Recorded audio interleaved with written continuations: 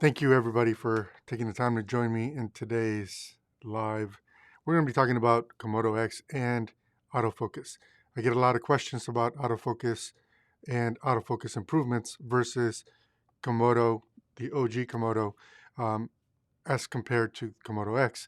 And there are a few things that I want to make sure that you all know about how I use autofocus, and then maybe you could apply some of what it is that I'm going to say to your own projects, your own shoots, that could help make it a little bit easier for you to work with autofocus when using Komodo or Komodo X, because these things that I'm going to go over apply to both. So one thing you should know is that anytime that I'm doing a live broadcast and using my Komodos, which at this point would be true for the last, let's go with all of 2023. I have been using autofocus on my OG Komodo, or in this case, I'm actually using Komodo X. So you guys will be able to see what and how the autofocus performs. Right now, I am on a 50 millimeter lens and I'm shooting at f2. So this is a Canon L lens. So it's an EF L lens using the focal reducer. So I get the full frame field of view on Komodo X, and this is the autofocus performance. And what you're going to find is that it's going to be sticky to my face. There are a few things that make that possible. Before we get on to that, I want to invite you all, if you haven't already subscribed and are following the channel, that you do that. And if you like this type of content, that you do, let me know, and be kind and smash the like button, because it helps the channel get a little more exposure to maybe other people that haven't discovered it yet, haven't seen it yet, or that might find it useful. So thanks in advance to that. Steelworks, good to see you. Andrew, always good to see you, man. So here are some of the factors that are going to impact your autofocus performance. So let's start with something that might not be super obvious to some people, but Canon makes L lenses, and then they also make the more affordable version of their lenses. The L lenses are more expensive because of coatings, the way that their mechanics work, which typically means their motors are much faster, and then also they can stop down much wider, right? So they can open up their iris, generally speaking, much wider. They also include things like a hood, which the budget lenses, if you need a hood, you're going to need to buy that extra. But what matters the most really between the budget lens and the more expensive lens. So when I say budget, I'm going to go with the budget RF lenses, right? Because Canon has a lot of budget RF lenses. So if I was using the 50 millimeter RF lens on Komodo X, the motors on that 50 millimeter, the little tiny nifty 50, I wish I had it. I should have brought it. I wasn't prepared. Those motors are slower than the EF-L 50 millimeter lens that I'm using now. Also, of course, because if I was using the RF lens, I would be much closer, because of the fact that it's a full frame lens. So I don't get the benefit of the full frame field of view as I do with the focal reducer that I'm using on the Komodo X. That then affects two things, and both of these things play a role into the performance of autofocus. So we've already talked about the speed of the autofocus motors, right? That's one.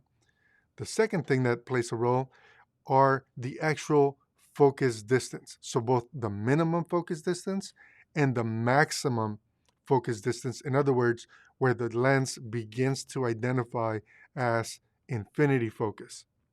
And if you've used Canon lenses before, you know that infinity focus is not a fixed value, but rather a fluid value with very, very small amount of turning that can make the difference on whether you are in focus or not. So here's something that maybe some of you who have not used other Canon cinema cameras, or Canon cinema cameras for that matter, or other cameras and attempted to use autofocus, you should know. Every single Canon lens on a Canon cinema camera like the C500 Mark II, C300 Mark III, the Canon C70, and you go right down the list on every single Canon cinema camera. You guys know that Canon makes lenses and they make their software in the camera talk and speak really well with the lenses. Well, every single lens that Canon makes, L lens that Canon makes, when you put it on a full frame body, on a body, cinema camera body, you still run into the same struggles as soon as you hit that infinity marker. So as soon as the lens hits infinity focus in that infinity focus range, your face only autofocus features are now either they're not available, or if they are available, they are 100% unreliable. And that is true at every focal length when we're talking about the infinity, the infinity range of the lens. That's true for the 50, that's true for the 85, that's true for the 135, the 24 to 70, the 16 to 35, and you go right down the list. This is all true. Now, one other thing that you should know that also then affects, well, let's talk about how that affects autofocus on Komodo X. If you are not using the focal reducer, then those focus marks, right, the range of when you hit infinity is no longer accurate on the lens. So you need to know that, and you probably already knew that, but then that also means that will make your autofocus performance take a hit on Komodo X. And that's the reason why it's important. If you are using a focal reducer to get that full frame field of view on your Komodo or Komodo X, then those marks, the markings, right, of when you hit infinity or when you are at the closest possible focus or minimum focus distance, those are a little bit more accurate. They're not, I would say they're not 100% accurate because, as you know, you kind of touched the lens and you've already moved quite a distance because they are made for stills photography. They're not made for cinema. And of course, cinema lenses don't have built-in autofocus. So if you want to use autofocus, you have to use stills glass. So once you understand that and you understand your working range, you then begin to understand when autofocus would be reliable on Komodo X and OG Komodo. That's true for both. So wrap your head around that, right? Understand your working range, your working focus range for the lens that you're actually using, and then understand that if you're not using a focal reducer, those markings on the lens are now no longer accurate, which means you now need to sort out by testing that lens into a scenario similar to what you might be in to determine what your working range is so that you won't then be disappointed with the autofocus performance. And I want to be clear about something because I think this is really important. I am in no stretch saying that the autofocus performance on RED cameras equals or is better than Sony or Canon, and I don't know any other camera brands because I haven't used them in a long time. I hear Panasonic has some new autofocus something or other that is better than what they had before. I can tell you that when I used them in the past, they were okay. They weren't great. And Blackmagic, which I have used quite a bit, there's no such thing as autofocus on Blackmagic cameras. Even if it does say click for autofocus, there's no such thing. And then the only other camera that I have used, but I've never used for video, would be a Nikon, and I haven't touched a Nikon in over 10 years at this point, so there we go.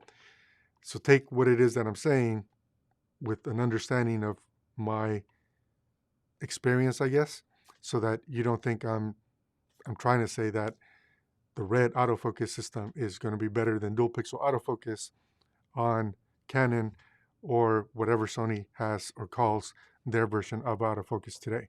It's different. Is it reliable? And I would say that at this point, how long have we been on here? I've been on for 15 minutes. So we had a 5-minute, buffer while this whole thing was going on. So for 10 minutes, the camera's held my autofocus, I believe, fairly well. I'm monitoring, so if my eyes look down a bit, just know that that's what I'm doing.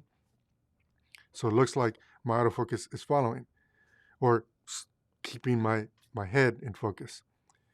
Now here's the other thing, the other version of autofocus that you all should consider based on what your project is, right?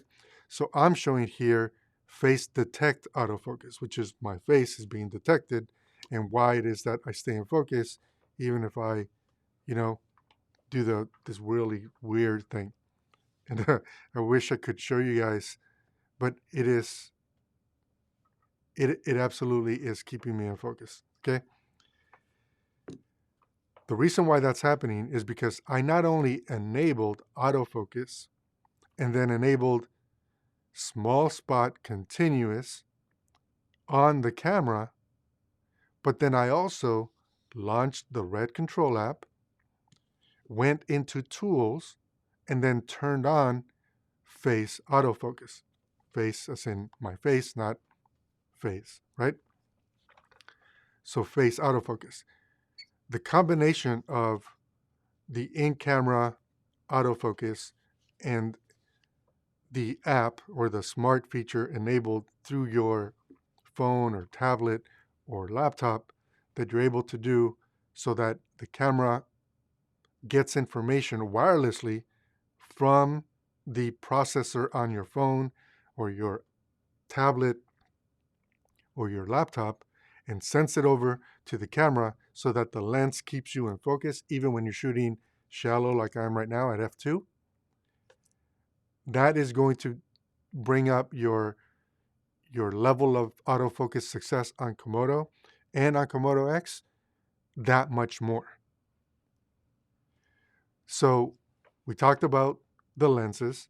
We talked about the motor speed on the lenses, because motor speed matters. The faster, the better the autofocus performance. We've also now talked about understanding the minimum focus distance and the infinity range on the lens so that you understand your working range of when you can expect autofocus to be successful. The last thing to consider is, and this is a wind down, so cheers to all of you.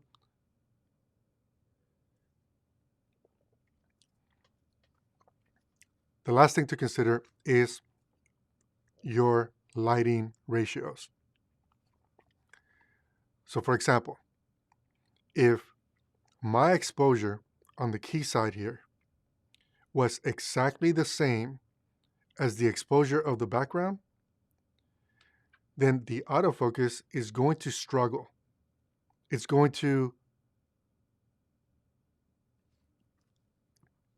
be flat, which is the same thing that you would see with your eye if everything was just like blown out or exposed exactly the same, right? You begin to lose the contrast.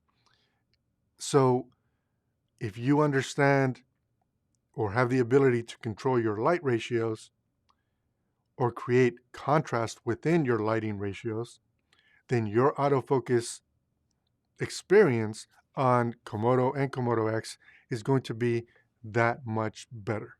It just will be that much better. So the way that I like to think about this whole thing is that Komodo is a cinema camera. It's a cinema camera first. And it's a cinema camera that is giving us tools like comfort creature type tools that are not native to cinema cameras prior to, Canon releasing their cinema camera line.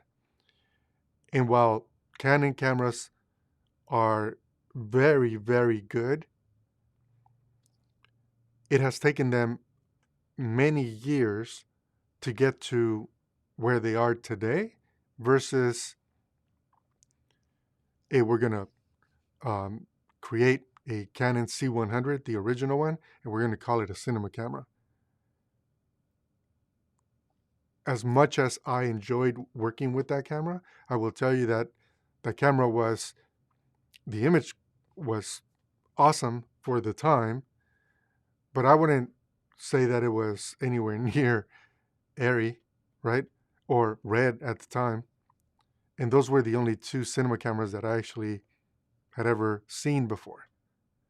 So it was very difficult to think of the C100 way back when as a camera that was going to think about competing in the same space for the same types of projects. So why am I saying that? And the reason why I'm saying what I just said about how this is the Komodo and Komodo X and Red cameras in general are cinema cameras first is because we've all gotten spoiled over the years with tech, particular with Canon and Sony bodies, and more so with the mirrorless line on the Sony side. I would say that the mirrorless line has better autofocus than their cinema line, even though now they have the FX3 and FX30, which are part of the cinema line. But I'm going to keep them as the mirrorless. You know, they don't have true 24, just whatever. Their mirrorless line has exceptionally well or good autofocus that you can rely on, and it really becomes a set it and forget it. Whereas when you're working with a cinema camera, the truth is, and this might rub people wrong, but there shouldn't ever be anything about your exposure, your framing, your story, your scene, or whatever it is that you're working, where you set it and forget it. Like that doesn't really happen in pro workflows, in commercial workflows, and definitely not in cinematography. That may work if, say, you're working a deposition for an attorney, which if you are, you probably shouldn't do it on Komodo or Komodo X. You probably should use a mirrorless camera or a webcam for that matter. But if you are, in fact, crafting a story, working on a paid commercial shoot, doing narrative work, then your focus becomes another tool to help you tell your story, right? Like if we had two people here, let's say there was someone coming up behind me that was going to say something super enlightening. And as soon as I finish talking, the focus should transition to that person so that I'm now no longer the focal point. And this next person who's going to say something really enlightening for everyone is what you focus on. And you really can only do that by controlling your focus, right? Same thing with the iris. Like if you're going from somewhere really dark to somewhere really light, you need to be able to control that iris rather than allow the camera to make the decisions for you, because we've all seen what happens when you allow a camera to make decisions for us. It's not always going to get it right, and most of the time it's going to get it wrong. So the cameras themselves are the tools that we use to get our story across, our message across, our voice heard. And when we rely on the camera or the cameras to do all of the work and effectively just turn it on, press record, let it go and let it make its own decisions, like say you were shooting on all auto or something, or aperture priority or something like that, all of a sudden, we as individuals are now the tool that the camera is using to tell the story. In other words, we're putting the camera and aiming it at what we want it to tell the story, but it is no longer now our story. It is now no longer something we are controlling beyond aiming it at something and expecting the camera to do all the work. So that might be a hot take, but that's the job, right? Like if you are a filmmaker, if you're a content creator, if you're a cinematographer, if you're like me, um, we get paid to craft those moments through visuals in a way that progresses the story and ultimately gets a point across. And autofocus is good for me personally when I'm doing interviews, but beyond that, it really isn't the right tool for me, because I need to be able to, and when I say I, me, my first AC, whomever, we need to be able to say, this is how we progress our story. But hopefully the tips that I went over about understanding your working range, understanding the lens's infinity range, when you hit infinity, what the minimum focus distance is, whether you're using the hypersonic motors or the less expensive RF motors, whether your lens is or isn't using a focal reducer, and then light ratios, and of course, using the red control app to make sure that it does in fact lock in on your face or the face that you wanted to focus on, so that you can actually have a better autofocus experience. Hopefully all those tips amount to something that you can leverage or use when you're on set on your own projects and doing your own thing. I will tell you that I have not had any experience using Sigma lenses, the Sigma lenses that have autofocus. So there is no way for me to tell you, based on experience, what you might expect or how to circumvent potential problems that you might face. But I have used basically every RF lens at this point, and every single Canon EF prime and zoom. And when I say every single, from 200 millimeters down to 16 or 14 millimeters. So from 14 to 200 millimeters, I've used every lens in between that Canon makes, not beyond that. And again, for interviews, I could be at 85 millimeters, I could be at 50, I could be at 35, I could be at all three of those at the same time. And if I'm using Red Control Pro on my notebook, all three cameras will keep the person in focus without issue through the entire interview. Even if they stand up, come back and sit down, it locks right back in. So again, hopefully that was somewhat useful. So let's take a look at comments here. Let's see. Do you know why the autofocus box just turns red sometimes, then doesn't come back to green? If it turns red, it means it lost autofocus. And the only time I've seen it turn red on me has been twofold. One, when I or my operator toggled autofocus on and off on the lens, or when my light ratios became too flat. In other words, the light was even across the whole thing, as we're setting up or something, then that's when it's happened. To get it back to green, turn autofocus on the lens off and then turn it back on, and that should allow it to come back up. At least that's been my experience. That is a hot take, but also a good one. As we move into a computer-based workflow, it's forming a division of what people consider craft for some and tools that become the job. Yeah, obviously I'm not here to offend anyone, and everybody needs to do whatever they need to do to get their projects moving in whatever direction they need to.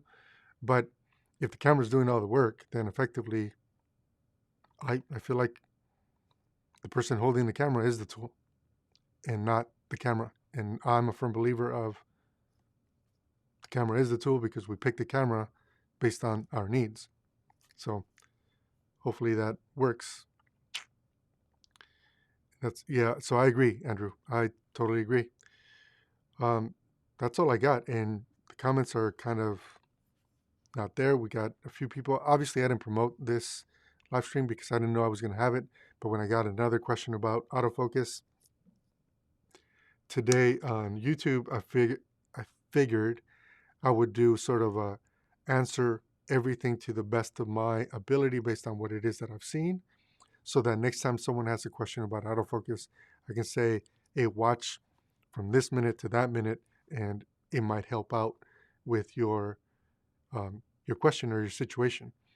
As far as whether autofocus is better on Komodo X than it is on Komodo, I think that if you follow those tips, right, of understanding minimum focus distance, understanding your infinity range, whether you are using a full frame lens on without a focal reducer or not, your light ratios, and then whether you are or aren't using the app to help you lock in on the person's head. If you follow all of that and say you were doing an interview, I think you're going to find the autofocus differences negligible in favor of Komodo X, but not by leaps and bounds. If you get sloppy about any one of those things, whether it be the light ratios, the focal reducer, yes or no, the understanding the range of where, like your focus working range and so on, then Komodo X is going to help you out more than what Komodo did in the past. But again, I'm a firm believer of understand the tool and then set the tool up to be successful versus rely on the extra help. And hopefully that's helpful to some. Let's see here. I was messing with the autofocus the other day and I thought it was pretty good on Komodo. Yeah. And really, I mean, prior to me having Komodo X, right, which clearly I haven't had it that long, when I did a live stream, I was using Komodo and I used autofocus and nobody ever noticed that I was using autofocus. So I think that Komodo is reliable for interview situations as long as you control your light, if you can, or at least give it enough contrast so that it can, and you understand your working range on the lens that you're actually using, and you're going to find Komodo does a pretty good job. It does a good job. Is it Sony and Canon? No. But I can tell you from personal experience, I'm not going to talk about Sony, but I'll talk about Canon because I still own Canon cameras. Once I hit that infinity focus area, regardless of the lens, whether it's RF or EF, whether it's an L lens or not, every Canon camera that I've ever owned begins to struggle. As soon as it loses the face, all of a sudden it's a gamble. And that's because you need to understand that working range for autofocus. And then the other thing is that if your contrast is too low, then again, the Canon cameras will struggle. And again, these are things that are also true on Komodo. So that's all I got. Thank you everybody for stopping by. I do want to mention something. So I want to start doing live streams. I know Fridays would be the ideal day for me to do live streams. But Fridays are generally when Scott is able to do live streams, when Scott does live streams. His time slot happens to be the sweet spot for my time slot to do live streams on Fridays too. But I want to watch Scott's, so I'm not going to do it at the same time. So I'm toying with the idea of maybe doing it 1 hour prior to whatever Scott's going to start. So typically Scott starts at 4. So I want to maybe do it at 3. So from 3 to 4, I do my live, and then I can jump off and go check out Scott's. And also, I can't do like the Scott live stream marathon thing that he does where it could go 2 hours, it could go 6 hours. I can't talk that much. And I'm not saying that's a bad thing. It's entertaining as hell, but I get wore out. So Um, I guess, what do you guys think? Would 3 p.m. on Fridays work for a live stream for any of you? Or is that too early? Is it too late? Would Thursdays at 4 p.m. be better? Let me know in a comment. I would really appreciate it. And that's really all I got for today. So thanks again for stopping by and checking out. Hopefully some of the tips are in fact useful to some of you. And we will catch up with you on the next one. Take care.